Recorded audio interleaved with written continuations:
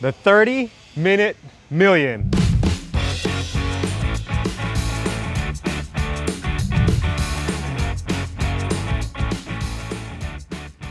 David, thanks for joining us on The Pursuit of Coconuts. This is our first 30-minute million where we interview a millionaire to give us advice on creating this global social enterprise that hopefully will inspire others to use their business to change the world. Sounds great. Hopefully there's a nugget or two that you can glean. I'm sure there is. You've been an amazing influence in kind of the stuff that we've done, kind of just running around with Brad. Brad's always been a great mentor, and you're on the board of Bedrock Creek, Kingdom Causes, and a lot of life-changing stuff that for me is super influential, super inspirational. And you guys have been one of the biggest influences of us making the big move to the Philippines and going after this big idea that business can actually be used and stewarded in a way that would bless many others. So I appreciate it, audience. This is David. He's been in construction and entrepreneurship and building hospitals and hospitality for over 35 years, and sold his company and now is dabbling in his own hospitality ventures and a few other businesses. So David, why don't you give the audience a real quick 2-minute who you are? Okay. I don't know if I have 2 minutes worth of content available. Simple story. Grew up in the South. I've got 4 decades of work. First half was as an employee. It was simple upbringing. Second half was for my own company in construction management, and then met up with some of our mutual friends and got really kind of dove headfirst into nonprofit work, homelessness, trafficking, at-risk youth. And it's obviously given me more than I've given it. And that's a given. I'm sitting here right now. As you said, I'm the board chair of Kingdom Causes. I have a hospitality, a couple of businesses, and I'm still involved in construction, but more on the kind of the construction dispute litigation work. So that's how I make my living.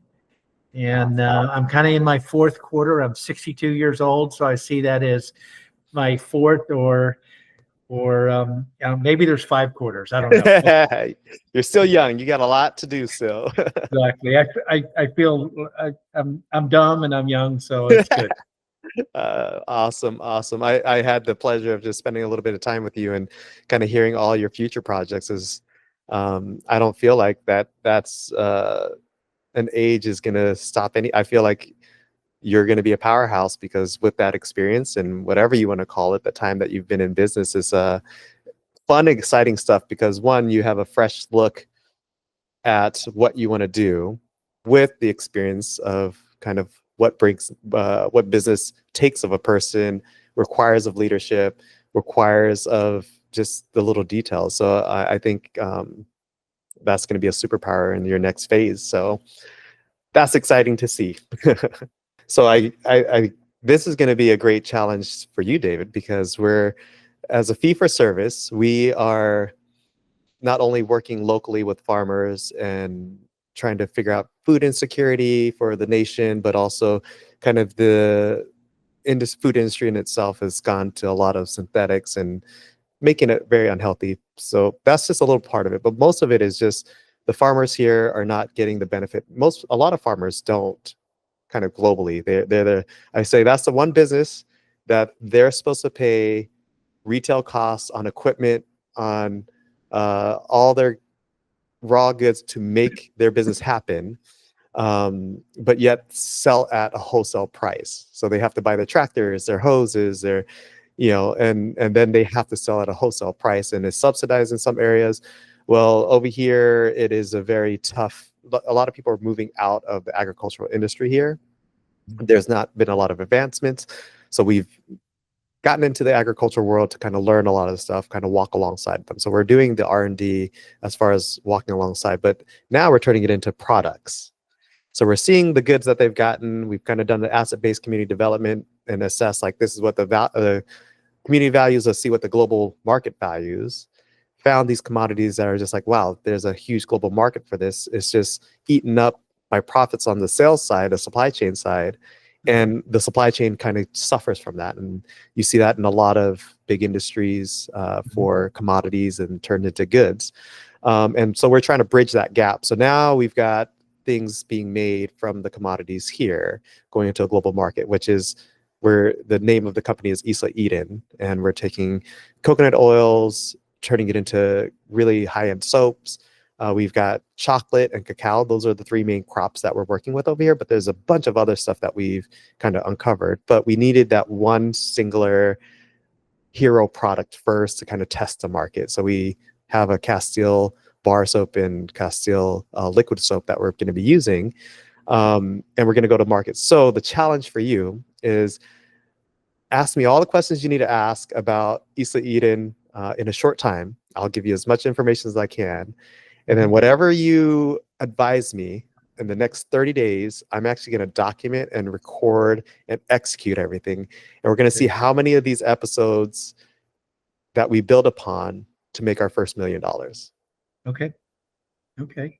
So now you said 3 products. You said coconut, you said cacao. Cacao and coffee. Coffee. Okay. I missed that. Yeah.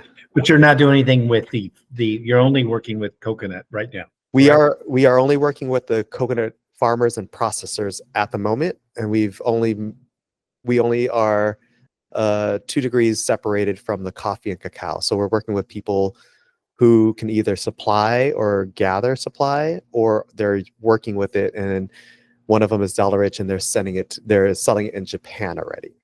Okay. So yeah. I mean, is that future plans is to get into those 2 other crops? Yes. Okay. Okay. That's great. And I don't think I gleaned that from the last time when we were walking in the forest in Nashville. Nope. I was just focused on selling coconut soap. Yeah. So I'm trying to think about what's the best questions to lead to kind of the thoughts that I kind of worked on over the past like 10 days. Yeah. And I'll be brutally honest. My knowledge of like fancy soaps is zip. It's awesome. So I conferred with my better half who has high knowledge yes. of all things feminine and cute and what women want. Yes, you did the right thing. I'm going to give her props to a lot. If it's okay, I kind of have the kind of 4 prongs. Okay. I think maybe I would throw these out and then you'd push back, or well, we're not doing that, or we are doing that, or we've already thought of that. Okay. And I don't know if that would help or wouldn't help. Let's do that. And at the same time, I'll keep feeding a little bit about Isla Eden with our plans. That way we get a little pushback and push and pull and kind of just reveal as much as we can. Yeah, exactly.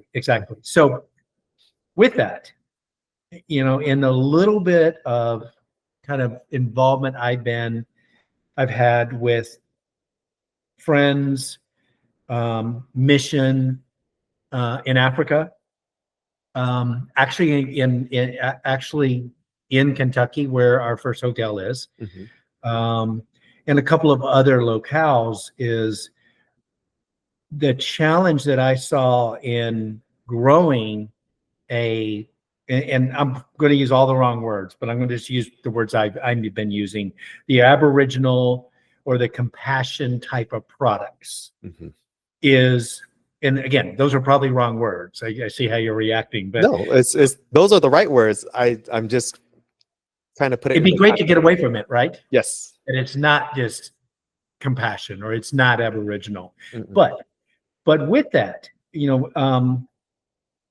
again, I want to protect people's privacy and all that kind of thing. But like, we work with an organization in East Africa, and the ladies that they were serving made these beautiful jewelry, beautiful, and they wanted to scale, and they wanted to like have it really money flowing beyond just kind of hand them out, and yet like we got him a contract for Target Hmm. for Christmas, like 6 months out. Couldn't make it. Nope. Just could not hit the numbers necessary to serve the contract. And so if it were me and I were to spend the next month doing deep dive into your business, the first thing I would look at is I would look at the supply first Yes. as opposed to the demand. And I Yes. know that's counterintuitive to your ask of how do we get $1 million of revenue, but you got to have the product to get to $1 million of revenue first, Correct. in my mind. Yes. And it's a yin and a yang. So,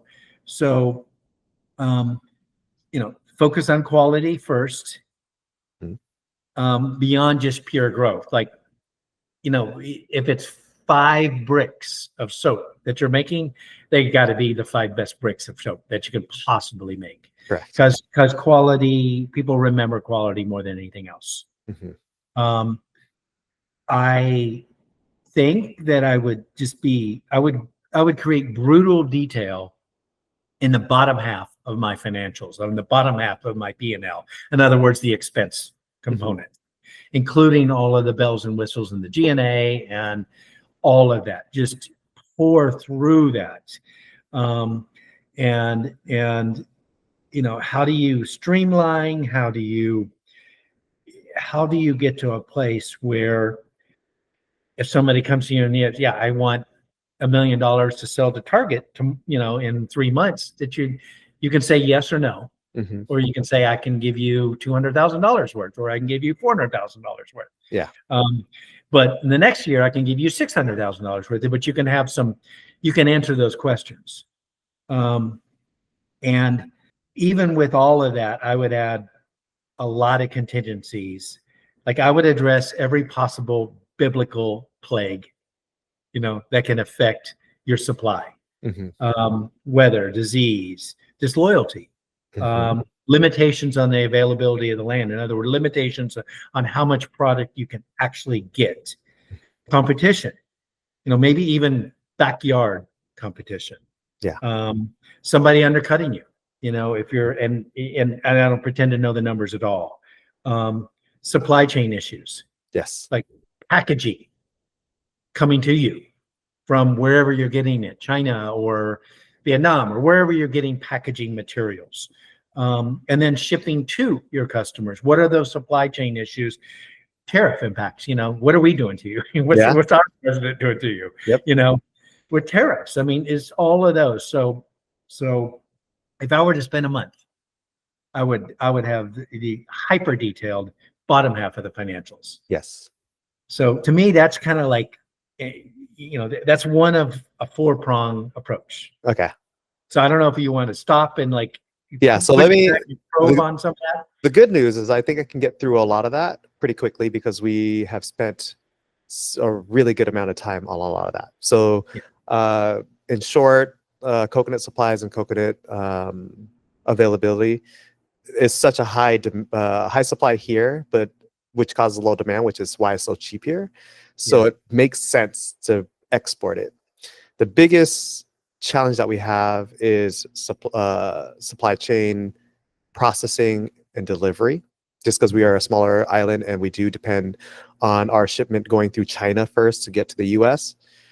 The good thing is the US has a lot of US bases in the Philippines because we are on the narrow path for their Chinese Navy. So there's a lot of relationships, and the commodities that we're working with are not readily available in the US. So they actually have better tariffs to export out to the US and receive it there. And the labor cost is really cheap. So there's a lot of advantages for the products. We did do a market research for quite some time to see which products created the best margins, so that way we can build it in. And one thing that we had to figure out was we wanted to move away from non-shelf stable items as our products, just because the logistics is not that technologically advanced here. So it's a high cost of startup for refrigeration, shipping and refrigeration, getting through customs, and making those relationships. One of the big things that we had to work around was kind of figuring out allies here, because there is a lot of corruption, and if you don't have allies, your things could get stuck in custom unless you rush it along with Yeah. some money here and there. So the first couple years were just literally networking, touching base, sharing, finding similar hearts, finding who was who, and people who actually cared about their nation and their people. And even with that, there's no getting around it. I call it just the tax on doing business in a Yeah. country like this. So we kind of baked all that in. So as far as like figuring all those costs out, we've got that figuring out. Toll manufacturing, kind of just finding manufacturers to kind of align with. So if we needed to scale, it's not manufactured in-house, and we're actually not manufacturing it in-house until we know we have enough sales that we can support it in-house manufacture. So our costs of goods are a little higher, so we can bring the cost down if we Okay. invest in That's our all. own yeah, Gotcha. and that creates enough margins to really create programs, like you said, have a little bit of margin so that we can have extracurricular projects on the side that need some more investment upfront to it. And that's why we're starting with coconuts first, to find one successful distribution stream. And then after that, we can scale into the other pieces of cacao and coffee Okay. pretty quickly after that. So our marketing strategy is really influencers. So we started a YouTube channel. We started a bunch of stuff. People are following along. Mhm. What we just recently plan to do, instead of just opening a store and hoping people come by, is create a membership model, almost like a wine club, Mhm. where we can have a store. We do want to do the whole experiential process, where if people come to the Philippines, they get a free tour as a member to our aquaponic farm. They Okay. get a couple of free nights at Stephanie Grace Paradise Inn right next to the river here in Lobok. And even in the hotel that we have, we're integrating soap making classes, farm to table classes, cooking indigenous and Filipino food here, fusions. And so we're trying to do that whole, work with the commodity, create it into a good, have a great service. And to the point that you said, it does have to be an excellent product. We don't want to just rely on, like, we can ask for money because people will feel bad for us or passionate for us one or two times, maybe three, but you got to have a good product for them to want to come back and continue to buy. Yep. 100%. 100%. So we worked for a year and a half with a formulator in New York that understood the industry, that understood quality, because over here, what I experienced after going through four manufacturers here, is that they didn't have a concept of luxury quality. So Mhm. packaging was done poor, or the formulation was just done with cheaper ingredients, and they didn't understand, why would you use LME? That's a really expensive scent. You can copy it like this. Well, it's like, because that scent is an indigenous tree that brings lots of value to the indigenous people here. And it's an amazing scent. And yeah, it's expensive, but if you have the margins in it, it's worth it. And people will love this, because Mhm. there are people who would pay for this. And it's Yep. not that expensive. It's just the dollar conversion to the pesos, and what people make over here. I mean, you've got people on average making uh what was it, $8 a day. So their concept of like a $20 soap is just like, I would never Yeah. buy that soap. Yeah. So you almost have to live it in order to see it. Yeah. Um, so that hopefully answers a lot of that first prong of thoughts that you had and questions. Yeah. No, perfect. Perfect. So I'll preview it. And I did a bunch of notes ahead. Thank you. I This is love what to see it. Yeah. I'm happy to send them to you. Yeah. And you've actually hit some items on here already. But Okay. um, so the other three, and I'll go in whatever order you want. Maybe I'll jump to the third one, product study. Okay. Just unpack just a little bit further. A couple of things you said. And again, a lot of this is coming from Hilda, who knows a lot more about fancy soap, because we were going through these notes last night, and she went and pulled out and showed me a bunch of different things she's bought, like from on Amazon or whatever, I do the same, and you're a wise man to do that. I trust her more It's than you it's on that. crazy. Yeah. So I mean, her first mantra is the branding's got to be cute and it's got to be feminine. Mhm. And you haven't been to our hotel in Kentucky, but we did not, even though we're in horse country and bourbon country, you don't see a whole bunch of horses and a bunch of bourbon barrels on our walls. You see pretty flowers Yeah. and beautiful furniture. And that's what set us apart from our competitors. We're the only boutique hotel there, right, wrong, good, bad, or ugly, that has, florals and looks like a London members club instead of, someplace you'd go and like throw your peanut shells on the floor. Yes. Nothing against those, by the way. I like to throw peanut shells on the floor too. But so the whole cute and feminine, and then this is my idea, and again, you're probably so far down the road on a lot of these things. Is there opportunity to tap into the really health market? Like the Jessica Alba and the Goop and all of those kind of guys. Yes. Lifestyle and adventure, maybe where you can get guys to also like this, like the Outdoors magazine. Yes. The hardcore, because that's who comes to your hotel, right? Yes. Yep. Hardcore adventure people. Yep. Hardcore adventure people, backpackers, travelers. Yeah. So, I mean, is there something like that? And then Hilda made a point of scents. So having a great scent is great, but the packaging should be scented too. Okay. And beautiful, like the packaging before you get to what's in it. Like she showed me this packaging, and it was like it was Christmas wrapping, only it was wrapped in, like the Cotswolds. Yeah. We were just in England, in the Cotswolds, and that's what it looked like. Yeah. And it smelled like, the packaging smelled like white tea. It was super cool. But then the scent on the soap was different. Interesting. So I don't know if that's a good or bad, or a good idea or a bad idea. Yeah. But then, and you and I spoke about this, but the sizes and shapes. Mm-hmm.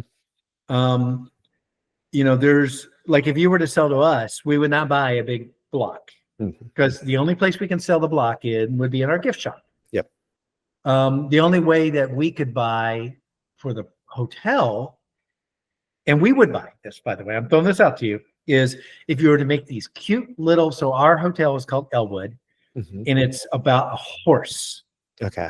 It was a Kentucky Derby winning horse, where a woman raced a horse secretly against her husband in like 1904. That's so But if we cool. had little horse soaps, Yeah. that's a no-brainer. Yeah. So shapes, I mean, what's hot right now? Taylor Swift. Now, I don't know if you could, she's fallen off from what I heard. What's that? I heard her music's kind of declining, the new albums that she put out, but that's not, I have no idea. I think it sounds like she's killing it, where even if she has people that don't like it, I think she's killing it. Yeah. But, perfume bottle to go with her, or something that taps into K-pop. Yeah. It's one of the hottest movies in the world right now, the K-pop Demon Slayers. Yep. I thought I heard liquid, so liquid alternative. Not just for the health benefits, but maybe to scale supply. One maybe major like area, Gold Bond, competing with Gold Bond, the African American market in the States, because Gold Bond just owns that market. And I'm just throwing that out there. Maybe it's a good idea, maybe it's a bad idea. And then the last thought on products overall was, is there a way to use the other pieces of the coconut?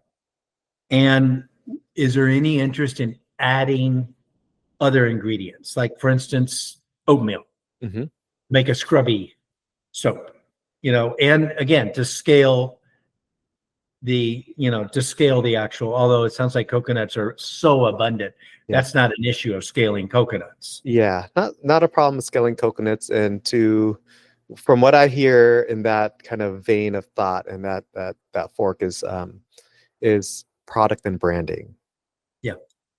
Okay. So yes, product, we definitely identified kind of some of the markets. There's a Dr. Bronner's Castile soap that's been around for like a close to 100 years. They Mhm. do over $100 million in sales, and Mhm. their highest paid worker, I believe, is like only allowed to get paid 25 times more than their fully vested lowest paid worker. So Okay. there's a gap, but then they do a lot of. It used to be Castile soap, and Castile soap used to be made out of olive oil.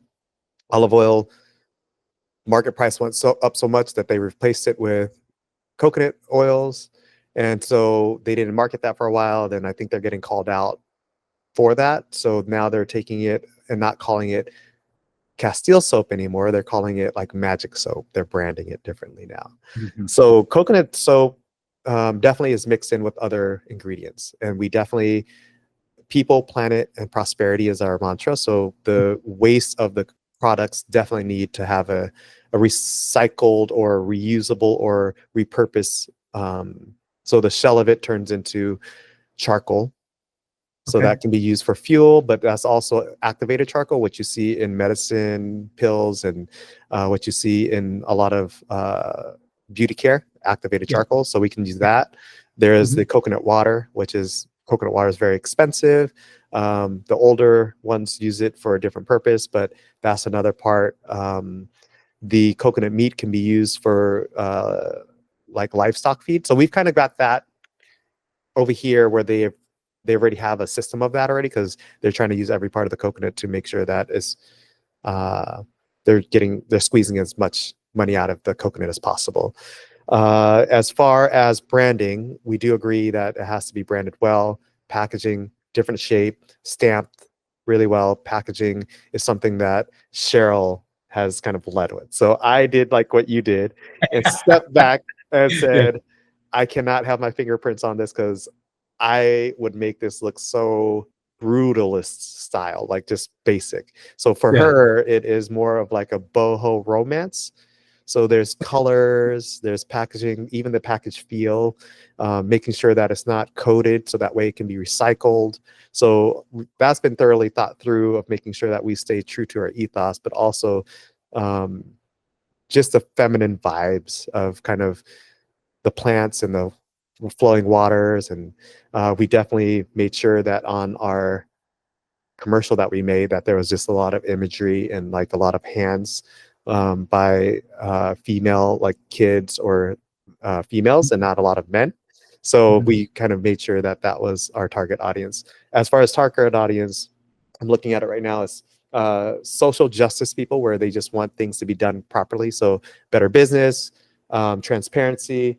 We've got the organic consumer. So kind of we call them like the Trader Joe's customer, where they want to Yeah. go in there. And then after that, it's just the uh, self uh, self-care seeker. So the status of that person that is always looking for that yoga class, that spin class, like, but they needed to do it in a way where um, they're going to the yoga festivals. It's almost like a cool trend Yeah.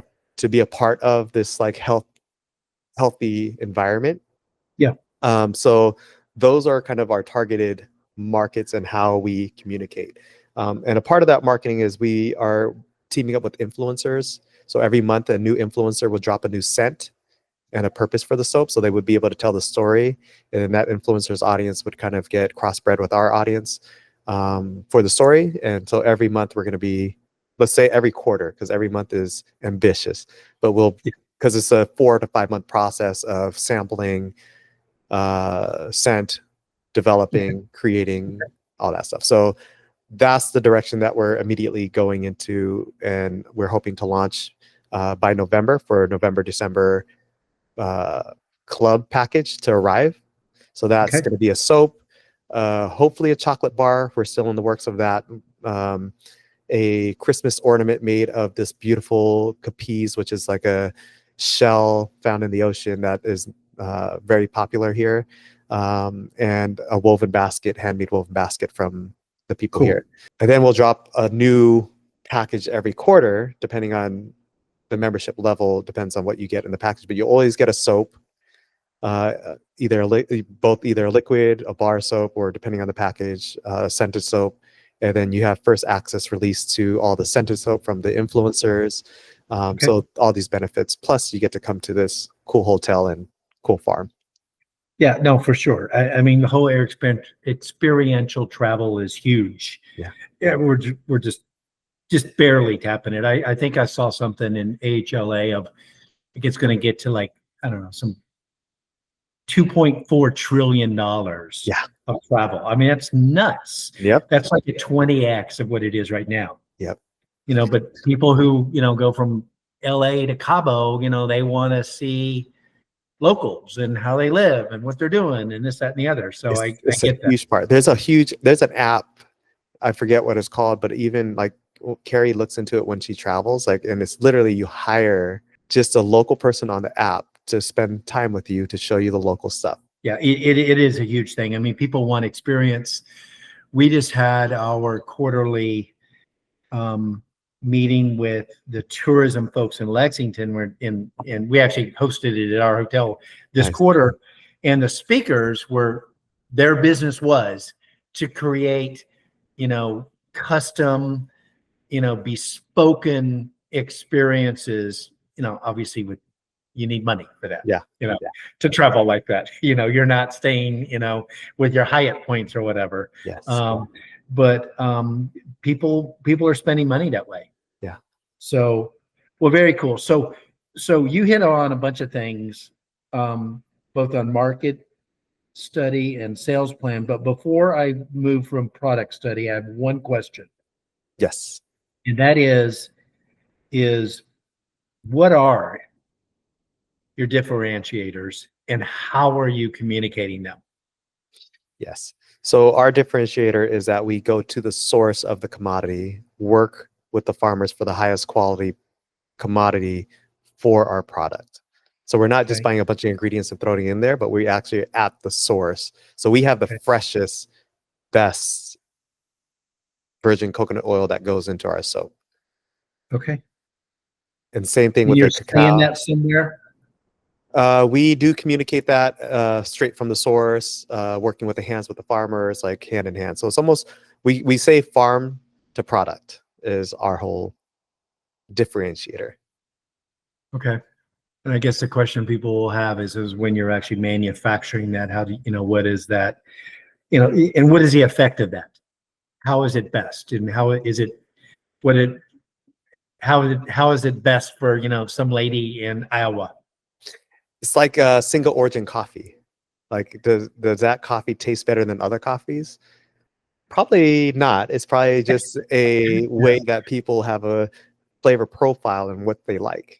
So I think that's our differentiator is when we look at the social justice and the organic shopper, like people are just like, I want to know where my product comes from start to end. Right. And I think and we document that story. We put it on our YouTube. We're walking along the people. And I think one thing that you were talking about earlier is like, how do you scale this? And I think we want to do a slow business model, but we're in an industry where there's abundant supply, meaning we actually have to follow the crops. We have to, the typhoons took down a bunch of trees and the supply of coconuts went down. And so we are almost like seasonal wine in the soap industry. Like we're only going to be able to supply enough of this product to the people and what they can handle and the quality that we want to give with the product. So ours is very limited. Probably not because we have so much supply of coconuts here, but that is the thought is like we won't cross certain boundaries just because of demand or because of the dollar. We will stay in our lane. Yeah, I mean, and that's the only yeah, give it to me. I actually bolded in my market study is like if you're going to work through retail, hospitality, broader regional Southeast Asia to the US, from the small retail to the larger retail or the small hospitality to the big hospitality, it has to be realistically matched to your supply. Yeah. Because you might be able to miss a delivery once, but not 2 or 3 times. I've seen people that get into Whole Foods and fall out for that very Oh reason. yeah. Yeah. For that very, and yeah, you know these studies. I'm sure you've seen these case studies. Yeah. I've got personal friends that have gotten into Whole Foods and then fell out. Yeah. They just couldn't And keep up. that was advice we got from somebody early on. And I don't think we want to get into the grocery stores and big Okay. box shops early on. Okay. I think for the first 2 years, we don't want to do that because we want as much customer feedback and we get better margins because, of course, those big shops have baked in margins for them that they Of demand. course. And so Probably we, 30% lower, you know? Yeah. yeah, and we are gonna work as if we are in box model as far as our margins are concerned, but we want to go direct to consumer and use the TikTok shops and the influencers and go Mhm. direct and spend our Mhm. money there to really be as close to the consumer as possible to get as much feedback as possible for the first 2 years at least. And that might Yep. be even a sustainable model where we're not worried about the big box shops. Right. I mean, yeah, the smaller retail, the hospitality, maybe Mhm. plenty. Yeah. Um, especially if so I'll get to the sales plans. I knew I could probably not add one thing that you haven't thought of. So I still haven't. The sales plan is definitely I heard you loud and clear when you're talking about influencer. So you're doing Facebook, you're doing Instagram, you're doing TikTok. Are you tying into the YouTube instructionals as well? Not the instructionals because it's more of a lifestyle than a we haven't gotten to the instructionals because those are abundant already, and we kind of said what can we do better that other people aren't doing rather than Okay. competing in a place that people are already making soap and things like that. So for us, it's just the source of the culture and the people and kind of getting that freshness here. So we do show how to make coconut oil, where do we get the coconut sugar, how deactivated Okay. coconut, but more so the culture than it is about the lifestyle more than the product. Okay. How to, Okay. yeah. So, and the only other sales, you hit upon my number 4 was monthly memberships with seasonal Nice. scents and packaging. So you got that. The seasonal sales. I don't know how you do soap with like the Tom's model of the buy and the give back. I don't know if there's a opportunity there or not. We're I'm sure talking you've about already that. done that. We're talking to Brad and I are figuring that out this next season. So Oh, for homeless. for trafficking. Okay. Interesting. Okay. But for Well, I'm sure I'll homelessness, hear but more about for that. homelessness, but then the money it goes to support trafficking. Okay. Like, yeah. So it's that model that you're talking about where the margins can be baked or the used so that way there can be some other stuff. Yeah. So that is one of the things that we do want to make sure of, that is every hand that it passes blesses, not just the sales. So actually we're hoping to team up as a portion of our sales is done. Our audience for sales is done in the US, that a portion of those sales goes to sex trafficking Okay. and combating that. So Right. And well, and even some of the survivors could be, yeah. great sales. So that gets me to I had couple of other ideas Yep. stemming from the social media, and that is social media competitions, um, Mm, maybe in person, local and relational sales. I'll stay away from the pyramid scheme, but there's still a ton of value yeah. in personal selling to friends and family. Yeah. They're just it's been around for a really, really, really long time for a really, really good reason. And that doesn't mean you have to go down the Herbalife or the Avon path. Mm-hmm.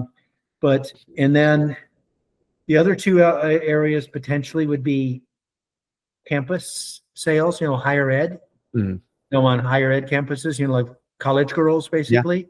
And then, obviously the pure compassion giving of churches and ministries. Yeah.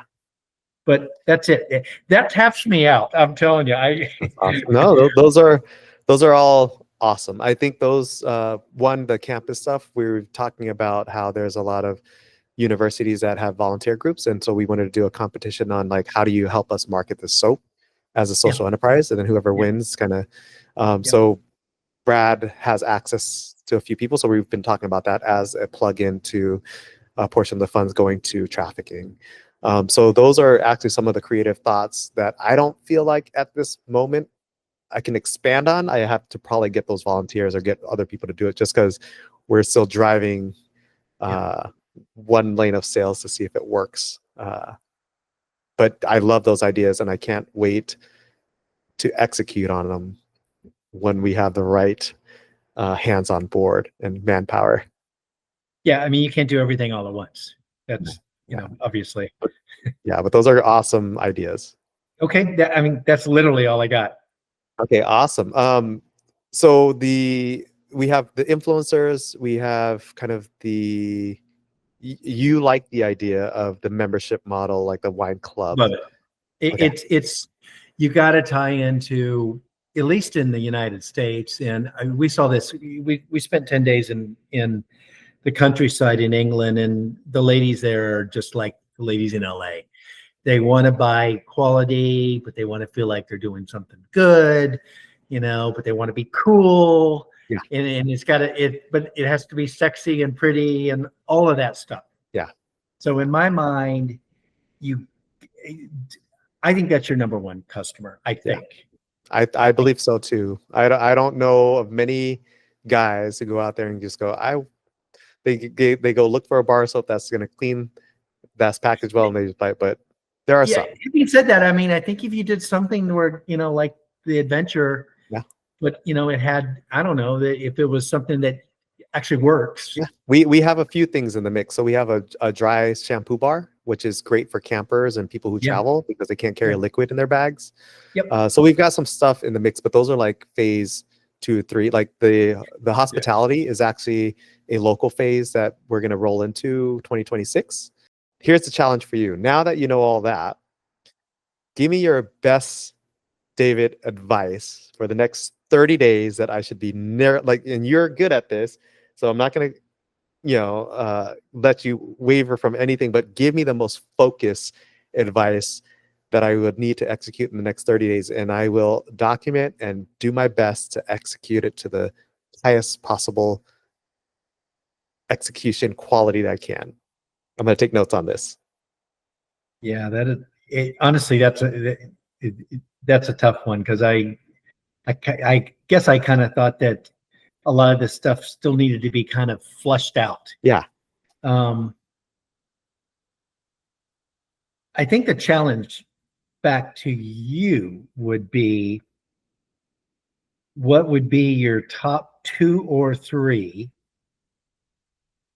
supply, or it's really demand lines that would create the biggest impact on sales. Mm-hmm.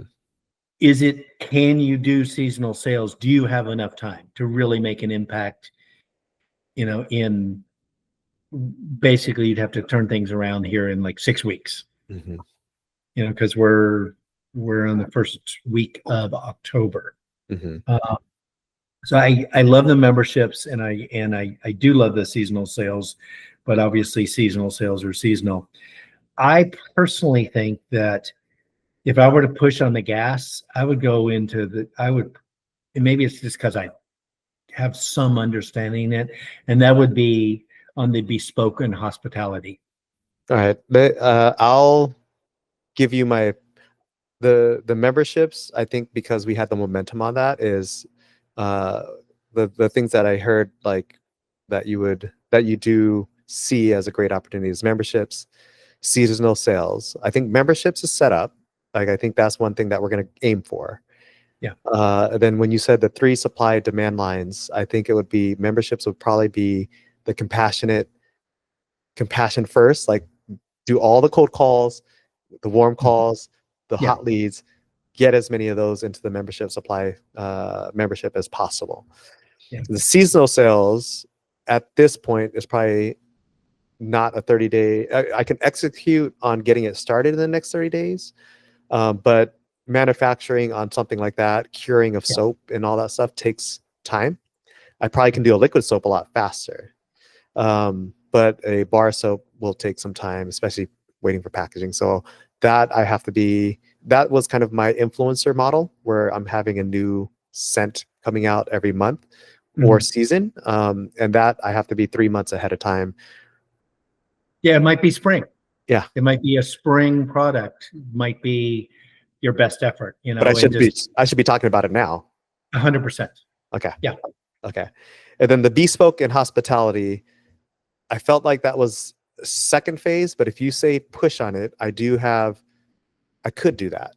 And I don't know if I just do that to test it out and work out the kinks along the way. What's your belief in entrepreneurship as far as like, do you do things, make mistakes, and ask for grace and forgiveness, or do you be as prepared as possible to a certain extent and then adjust as you get feedback from there? Like, do you just dive in and make mistakes, big mistakes, or yeah, So if you're doing something bespoke and you have the opportunity to get real-time feedback, yeah, and it doesn't have to be a year's sale. It could be, okay, we're going to sell you a month's worth of product. yeah, And that's realistic. And you work the kinks out. I think.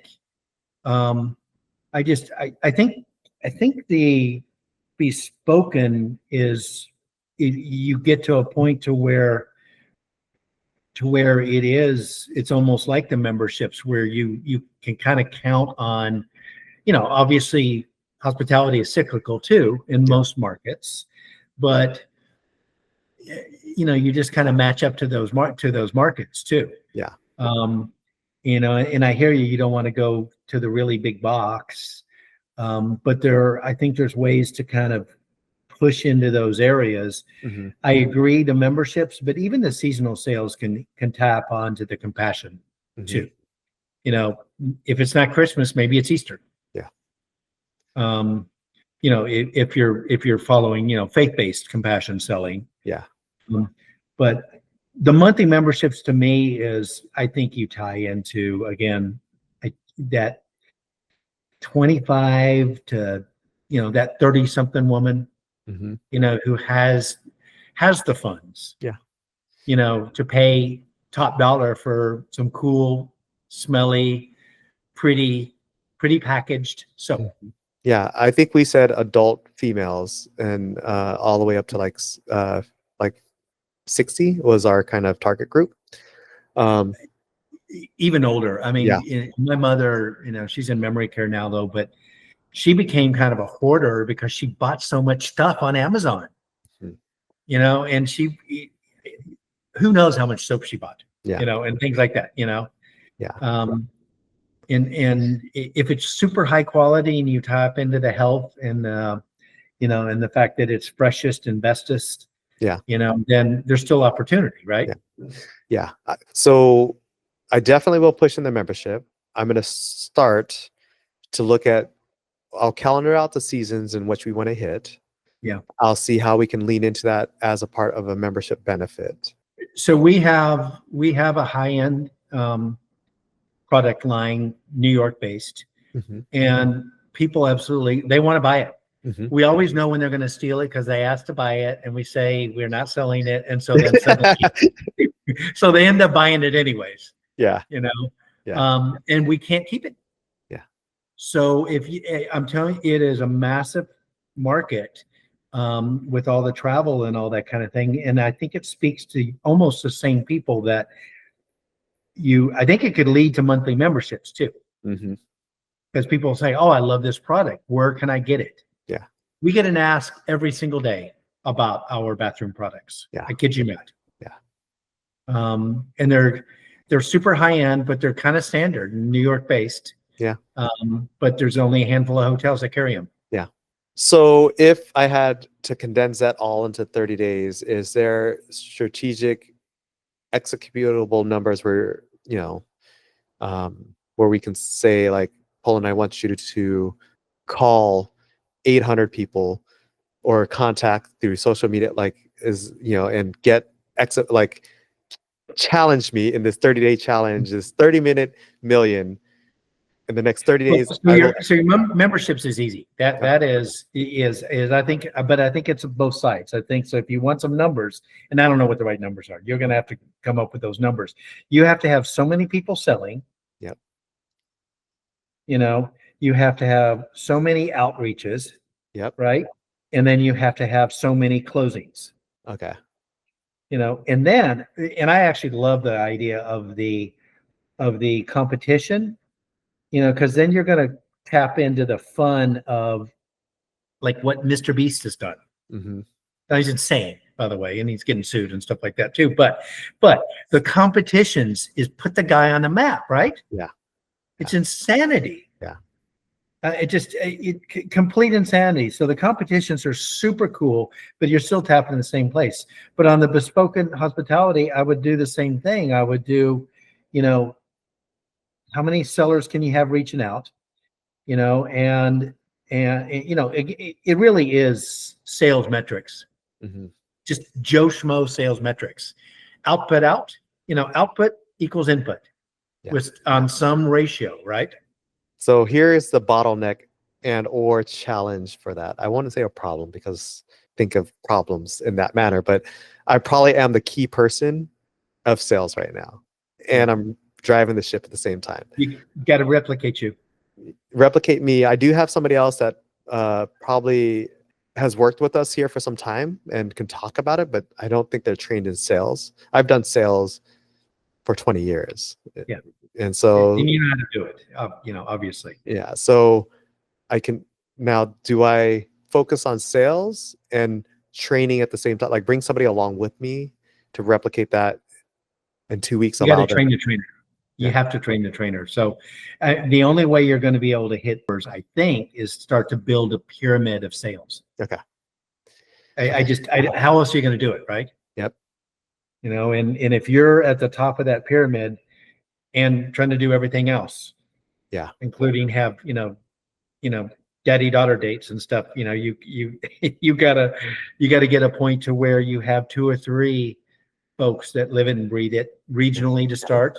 Yeah. Or sector, somebody focused on monthly memberships, somebody focused on dealing with your influencers, somebody focused on dealing with if you're going to take on the hospitality. And maybe you say, it's not realistic right now. Yeah. Maybe you take it one, incrementally, the memberships first, then spring season, then hospitality for like next summer or something like that, to be realistic. I think the challenge that I have accepted, I tried not to say that it was challenged before, is the talent drain. Like I'm in the countryside on a small island for somebody to They communicate. can't be there. They're going to have to be, you need somebody in LA. Okay. You need somebody in Shanghai or in Hong Kong, or I don't know your international thoughts. Somebody in Manila maybe. I don't know. Yeah. But Yeah. I don't think it's somebody there necessarily right there dialing for dollars. But the dialing for dollars is got to be. I think it's got to be regional. Okay. I could be wrong. I mean, I know you sales because I know your previous business acumen in your previous life. So when you say regional, you mean like if it's U.S. sales, I got to have somebody in the U.S. or understands the U.S. really well. Okay. Yeah. I think it's because sales is still relational. Yeah. Mm-hmm. I think, and I think you want somebody that looks, talks, sounds like the customer that they're selling to. Yeah. Can I ask a question for advice and clarification? So a part of this is I've been in the Philippines, and there's a lot of Filipinos globally. So there's a lot of remittances where people send money back home. So there's a lot of money out there. Mm-hmm. Do I go niche in my market to say and tote the Philippines flag and say this is Philippine made or from the Philippines, or it's gonna be made in the US but products from the Philippine? Like what do I go super narrow, and that way possibly I can get a sales team here that just focuses on that, or maybe I just answer my own question, do I get somebody that just focuses on that market? Or I think you limit yourself if you're going super niche. Okay. That's my sense, but again, I don't buy women's products, so or twice a year, like stocking stuffers, right? Yep. Okay. So this is what I'm gonna do in the next 30 days. I'm gonna keep going back to this 30-day mantra just for execution purposes. Yeah. I will push on memberships myself because that's just what I know I can do. Sure. I'll look for a salesperson. I think we have been in conversation with one that's based in LA. Okay. To tie this into the membership and commission based. And then after that, I'll start the story of the seasonal. So I'll at least in the next week here map out the seasons for the year and Mhm. see what I can play on for that for sales and you know our website and things like that.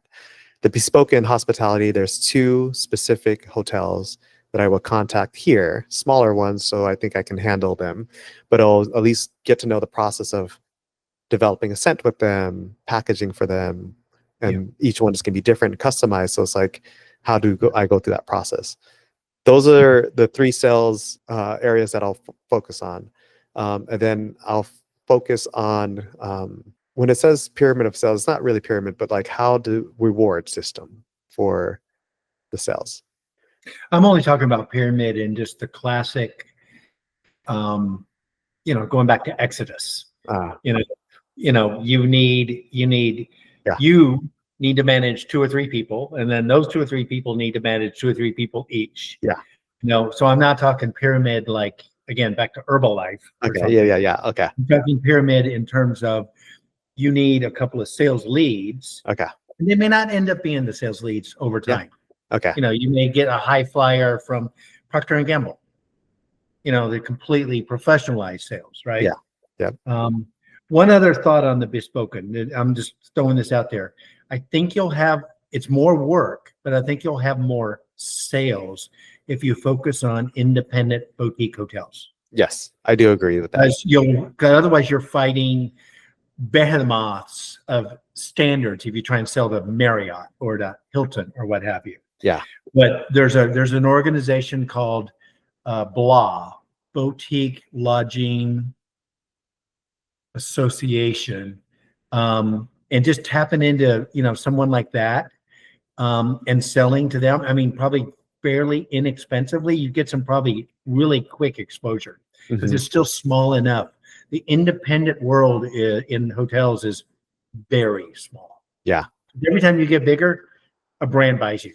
Mm, Like 6 cents, all these cool Rosewood eventually will get bought. okay. A Bears, and I love a Bears. They'll get bought. Yeah. They will. Just because someone will offer them more money than they can say no to. Yeah. Right? Are you gonna sell? We're so small. That's not even something we're thinking of. We're not trying to create a copy exact. Yeah. We're trying to create a collection. Okay. But So as a part of the sales, and I'm focused on sales in the next 30 days now that we're going over this, is there anything else outside of sales that you see that I should be doing in the next 30 days? I don't know enough about what you've explored in the product, but I Okay. do think whether it just really amping up what Cheryl's doing. It's that branding. I I think that scented packaging is brilliant, Hmm. and I'm a guy, so but I think it's brilliant. Something that just looks really cool Yeah. and sexy, it sells. Yep. It just does. I mean, what does Gwyneth Paltrow want to buy? Hmm. Or what does Princess Kate want to buy? Yeah. Well, she's prancing around in her little dress and her little white tennis shoes. What does she want to buy? She wants to buy something super cute, super individual, and and the freshest, bestest virgin coconut oil, Yeah. right? Hmm. So I got to get that on point, and that's what we're rounding up now. So that I definitely will work on that. And our goal in the next 30 days, and I probably won't hit it, is just going to be that $1 million mark. Every month, we're going to see how many of these it's going to take to, but I'm going to push like a madman Yeah. to get there. And with all this great advice and all the feedback is awesome. I mean, thank you so much. I do want to ask you, how can Isla Eden work to customize, and what does your hotel, what are you guys looking for? Because you have a brand in New York, Mhm. and we want to earn not just of the relationship, like we want to be able to compete with what Mhm. is already out there. So I I, would love I'll to. tell you what Hilda said. If you could come up with a cute horse Uh-huh. that smells good and is actually a really good soap, Yeah. we would totally look at it. Okay.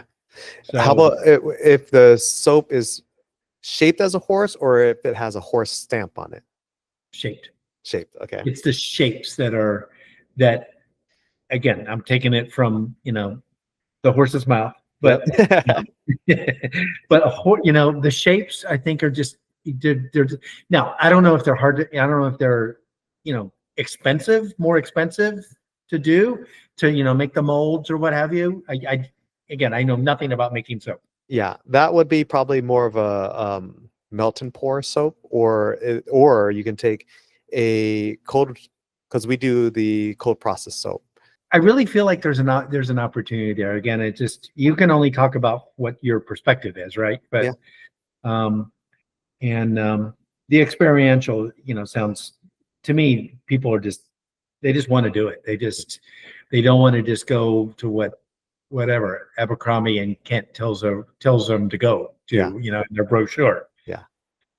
Does a hotel like yours purchase in just kind of soap for, is it just like to put in the bathrooms that people check into, in the public bathrooms? Yeah. Well, so no, you don't do hand soap, and the sad thing is so many hotels have gotten away from hand soap. Yeah. They just and I personally think it's disgusting. I don't want to be like, Yeah. my son when he was 18 and, with the axe, it's, the whole stuff on, on the wall. It's disgusting to me. Yeah. You But don't know so what many, anybody's. Yeah. yeah, I get that it's sustainable to fill up a jug. Yeah. So we do the jugs of the soap, the lotion, and I mean the hand Body soap, the shampoo, and conditioner. yeah, the shampoo and the conditioner and the lotion. Okay. But then we actually do the hand soaps because I think there's nothing that is you're not a luxury. Yeah. If you're not doing hand soap. Yeah. In my mind. Yeah. And that's the challenge, right? Because luxury can be excessive. And so excessive sometimes creates waste. And, I've seen programs actually that people, that there's hotels that take the used soaps and they Yeah. send them off and package them to a place that repurposes them and gives it to third world countries. And 100%. I literally just went through and became sustainably certified for us. We're one of three, and in a market like Lexington, Kentucky, it's crazy, right? One of three. But that was one of the things, how much of your packaging is reusable versus throw away, and had to admit, so you have, while we refill these jugs, we have a little cardboard box, and it's fancy, but a little cardboard box with a little soap. To answer your question, generally a soap is it's really per night stay. Yeah. Now, you have your average night stays, but people sometimes ask for more if they're in there for more than 2 days. So I think the metric is probably per night stay. Okay. Okay. And so if it's somebody's got 100 keys, do the math on a night stay, and their average occupancy is 75%. You can figure out how much soap they can use just by crunching the numbers. Yeah. Okay. Definitely look into that. What I just creative thought about right now is like, what if the packaging was this little cardboard box soap, but there's little boxes that are embedded with seeds that you throw into the fields and they grow little flowers. People love the wildflowers. Yeah. I mean, just absolutely think I actually think it was in our bears where that was one of the things you got to keep, was like a little thing of wildflowers that you went home and like threw out in your backyard. Yeah. Yeah. You ate most of the seeds probably anyways, or, whatever, turkeys, but yeah. Yeah. Yeah. No, okay. So I definitely will engage in those two hotels here, keep the conversation going with you. I'm going to go after at least 250 members for this month at least $200 a month, or $200 not a month, a quarter, I believe, depending on the boxes that we put out. So it's $1,000 a year.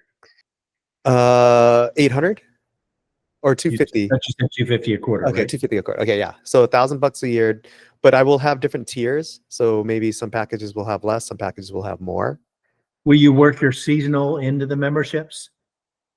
I should. Because that would be a great little perk. Okay. Like if you sign on for annual, or even sign on, quarterly or what have you, you get a seasonal package of all these cool little, knick-knacky things. Yeah. what I'll do in the next 7 days is figure that out, figure out my messaging, and then week after, and then start going after sales once. So what we feel comfortable with executing well, and we've done a lot of the legwork for the stuff that should go in the boxes already. We will start to. I will personally make sure the packages arrive. Meaning, if I have to get on a plane and fill my bags up and pay for extra boxes and sit in customs and get grilled and pay a tariff over there, I'm going to make sure the customers are happy. But I also don't want to. I want to honor this conversation by executing as much as I can in the next 30 days. And Of course, yeah, you can't overextend what you can do, right? yeah. But I can do a lot. More than I probably. Okay. Awesome. If there's anything else that you can think of, I'd love to hear it, and you can always hit me up. But thank you, David, for the time and being flexible. And I know that the first website didn't work, and we made it work. If you don't mind, probably once a week, I'll just shoot you like a little link to the video that we're kind of giving updates to our audience. We're going to keep doing the transparency. We want to kind of let people know how we're spending money, how we're spending time, how we're sourcing everything. So thank you for being a part of it. You're actually the one that has launched this series, and I appreciate you.